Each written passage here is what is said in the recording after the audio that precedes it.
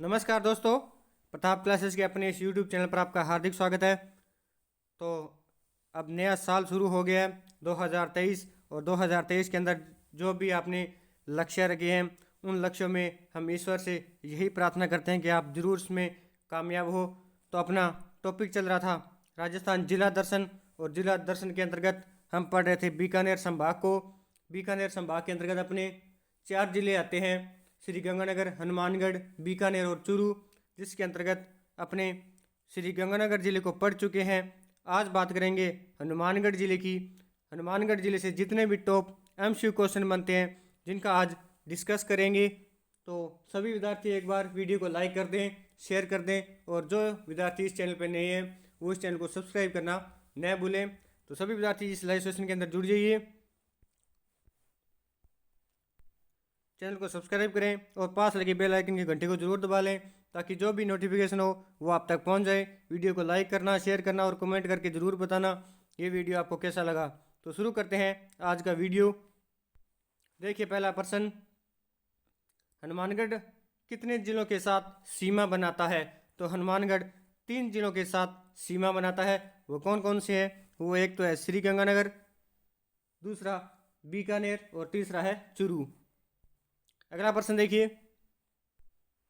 निम्न में से किस जिले की सीमा हनुमानगढ़ जिले से नहीं लगती है?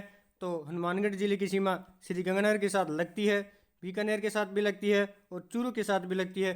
तो झुंझुनू के साथ इसकी सीमा नहीं लगती है। तो इसका आंसर हो जाएगा डी नंबर ऑप्शन। अगला प्रश्न देखिए, हनुमानगढ़ जिले की सीमा किस राज्य के साथ लगती है? पंजाब के साथ भी लगती है, हरियाणा के साथ भी लगती है। तो इसका सही आंसर हो जाएगा ए व बी दोनों। उत्तर प्रदेश के साथ सीमा नहीं लगती है।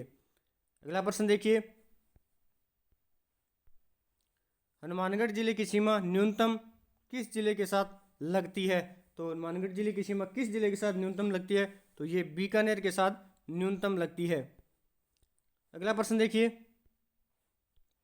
निम्न में से हरियाणा का कौन सा जिला हनुमानगढ़ के साथ लगता है? तो हरियाणा का हिसार जिला है जो हनुमानगढ़ जिले के साथ लगता है इनमें से। तो बात करें हम हरियाणा की, तो हरियाणा की राजस्थान के साथ सीमा लगती है 1262 किलोमीटर, और पंजाब की जो सीमा लगती है वो लगती है 89 यानी 89 किलोमीटर। अगला प्रश्न देखिए, वीडियो को लाइक करें, शेयर करें। हनुमानगढ़ जिले का क्षेत्रफल कितना है? तो हनुमानगढ़ जिले का क्षेत्रफल कितना है? तो ये है 9,656 वर्ग किलोमीटर। 8,380 वर्ग किलोमीटर की बात करें तो ये अलवर जिले का क्षेत्रफल है। 6,992 वर्ग किलोमीटर की बात करें तो ये 12 जिले का कुल क्षेत्रफल है। 10,455 वर्ग किलोमीटर की बात करें तो ये भीलवाड़ा जिले का कुल क्षेत्रफल है। अगला प्रश्न देखिए, हनुमानगढ़ जिले का क्षेत्रफल राजस्थान के कुल क्षेत्रफल का कितना प्रतिशत है? तो ये है 2.82%। अगला प्रश्न देखिए,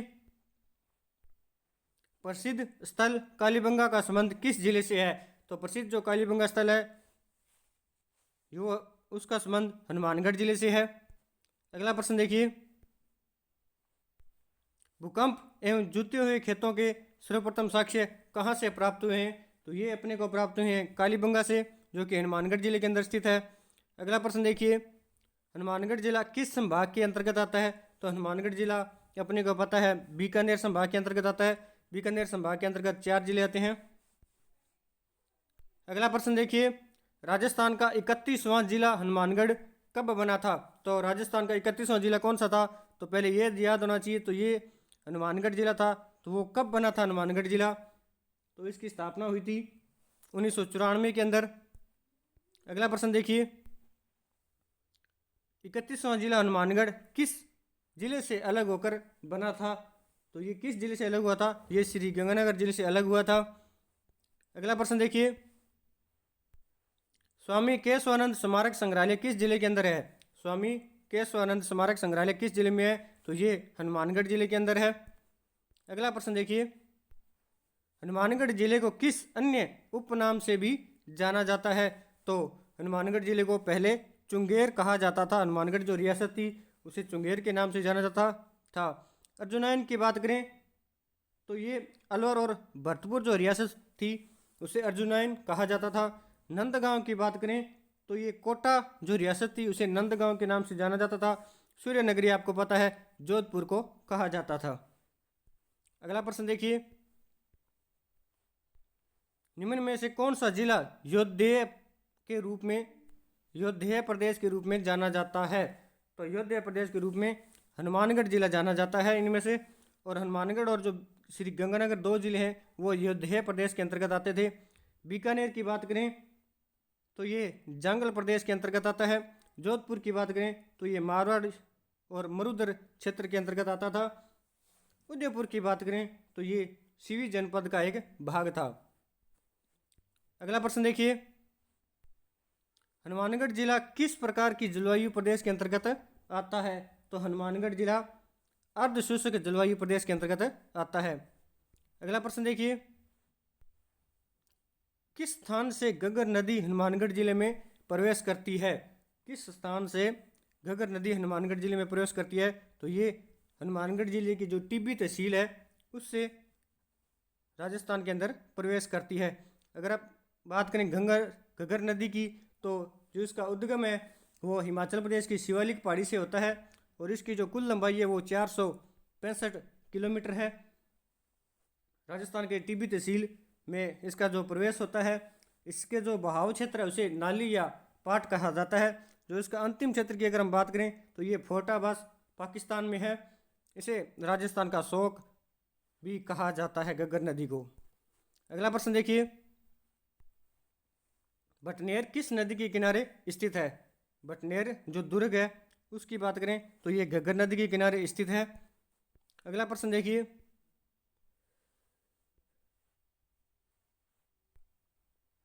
तलवाड़ा झील जो कि घग्गर नदी के मुहाने पर राजस्थान की सर्वाधिक निचाई पर स्थित झील है, कहाँ स्थित है? तो वो कहाँ स्थित है? वो हनुमानगढ़ जिले के अंदर स्थित है। अगला प्रश्न देखिए, हनुमानगढ़ जिला किस परियोजना से लाभान्वित है? तो हनुमानगढ़ जिला किस योजना से लाभान्वित है? तो वो है भाखड़ा नागल परियोजना से। भाखड़ा नागल परियोजना की अगर हम बात करें तो यह पंजाब, हरियाणा और राजस्थान की संयुक्त परियोजना है। यह सतलज नदी के ऊपर बना हुआ बांध है। जो इसकी ऊंचाई अगर हम बात करें 225.55 मीटर इसकी ऊंचाई है। और अगर बात करें तो यह एशिया का सबसे ऊंचा और विश्व में दूसरा सबसे ऊंचा बांध है। छापी सिंचाई परियोजना की बात करें तो छापी सिंचाई परियोजना झालावाड़ की है। गंग नहर परियोजना की बात करें तो इसे बीकानेर नहर भी कहा जाता है। इसकी आधारशिला महाराजा गंगा सिंह ने 5 सितंबर 1921 को रखी थी और जो इसका उद्घाटन है वो 1927 के अंदर किया गया। उस समय अपने वायसराय थे वायसराय इरविन ने किया था। तो इसका आंसर हो जाएगा भाखड़ा नागल परियोजना। अगला प्रश्न देखिए, हनुमानगढ़ जिले का शुभंकर कौन सा जीव है? तो हनुमानगढ़ जिले का शुभंकर है छोटा किलकिल। गोडावन की बात करें तो ये जैसलमेर जिले का शुभंकर है। चिंकारा की बात करें तो ये श्री गंगानगर जिले का शुभंकर है। खरगोश की बात करें तो ये दौसा जिले का शुभंकर है। वीडियो को लाइक करते रहें, शेयर करते रहें। जो भी विद्यार्थी इस चैनल पर नए हैं वो इस चैनल को सब्सक्राइब करना ना भूलें। अगला प्रश्न देखिए, निम्न में से किस नेशनल हाईवे का संबंध हनुमानगढ़ से है जिसकी लंबाई 75 किलोमीटर है? तो किस नेशनल हाईवे का संबंध हनुमानगढ़ जिले से है? तो ये NH 54 का संबंध हनुमानगढ़ जिले से है। NH 56 की बात करें तो ये चित्तौड़गढ़, प्रतापगढ़ और बांसवाड़ा के अंतर्गत आता है। NH 52 की बात करें तो ये चूरू, सीकर, जयपुर, टोंक, भीलवाड़ा, बूंदी, कोटा और झालावाड़ के अंतर्गत आता है। NH 48 की बात करें तो ये भी अलवर, जयपुर, अजमेर, भीलवाड़ा होते हुए चित्तौड़गढ़, उदयपुर और डूंगरपुर जिलों के अंतर्गत आता है। अगला प्रश्न देखिए, राठी गौवंश जिसे राजस्थान की कामधेनु कहा जाता है का प्रजनन केंद्र कहाँ स्थित है? तो कहाँ स्थित है? ये हनुमानगढ़ जिले के नौहर के अंदर स्थित है। अगला प्रश्न देखिए, हनुमानगढ़ जिले में गाय की कौन सी नस्ल पाई जाती है? तो हनुमानगढ़ जिले के अंदर गाय की राठी और हरियाणवी दोनों नस्लें पाई जाती है, तो इसका आंसर हो जाएगा ए व बी दोनों। अगला प्रश्न देखिए, निम्न में से भेड़ की किस नस्ल का अनुसंधान केंद्र हनुमानगढ़ के अंदर है? तो भेड़ की वो कौन सी नस्ल है जिसका अनुसंधान केंद्र हनुमानगढ़ के अंदर है? तो वो है नाली। नाली जो भेड़ की नस्ल है उसका जो अनुसंधान केंद्र है वो हनुमानगढ़ के अंदर है। अगला प्रश्न देखिए, गोगामेड़ी पशु मेला राजस्थान के किस जिले में भरता है? गोगामेड़ी पशु मेला राजस्थान के किस जिले में भरता है? तो ये हनुमानगढ़ जिले के अंदर भरता है। अगला प्रश्न देखिए, हनुमानगढ़ जिले की जिला वाहन पंजीयन संख्या कितनी है? तो हनुमानगढ़ जिले की जिला वाहन पंजीयन संख्या है RJ 31। RJ 30 की बात करें तो ये राजसमंद जिले की है। RJ 32 की बात करें तो ये कोटपुतली की है। और RJ 33 की बात करें तो ये रामगंज मंडी की जिला वाहन पंजीयन संख्या है। अगला प्रश्न देखिए, निम्न में से हनुमानगढ़ जिला किसके लिए प्रसिद्ध है? तो हनुमानगढ़ जिला खेलों के सामान के लिए प्रसिद्ध है। चंदन की मूर्तियों के काम की बात करें तो ये इसके लिए चूरू जिला प्रसिद्ध है। कागज की पोट्री की बात करें तो इसके लिए अलवर जिला प्रसिद्ध है। और कपड़ों पर मिरर वर्क की बात करें तो जैसलमेर जिला इसके लिए प्रसिद्ध है। अगला प्रश्न देखिए,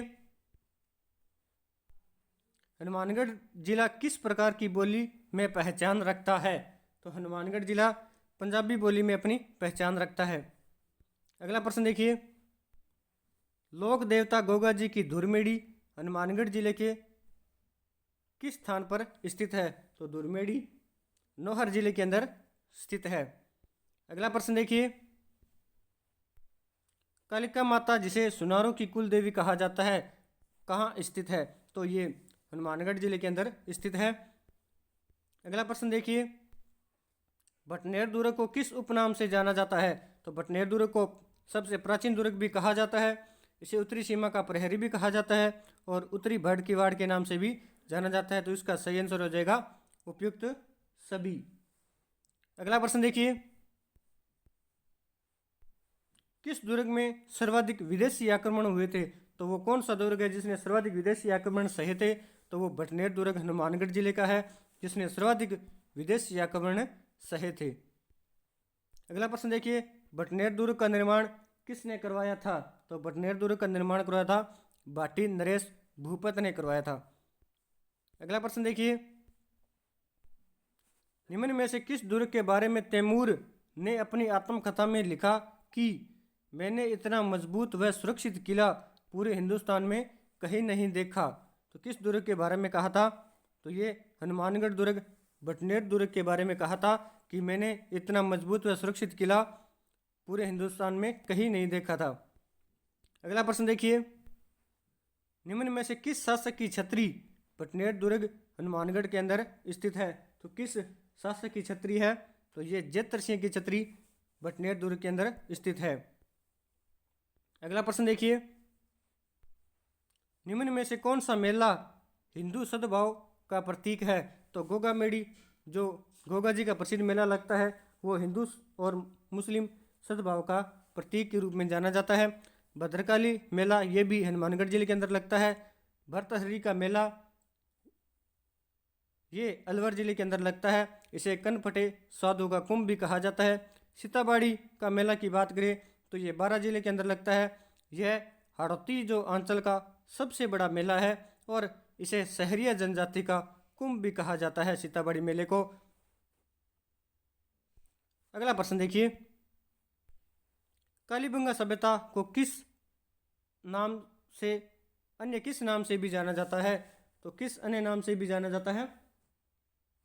कांस्य युगीन सभ्यता भी इसे कहा जाता है, नगरीय सभ्यता भी इसे कहा जाता है, हड़प्पा कालीन सभ्यता भी इसे कहा जाता है। तो इसका आंसर हो जाएगा सभी।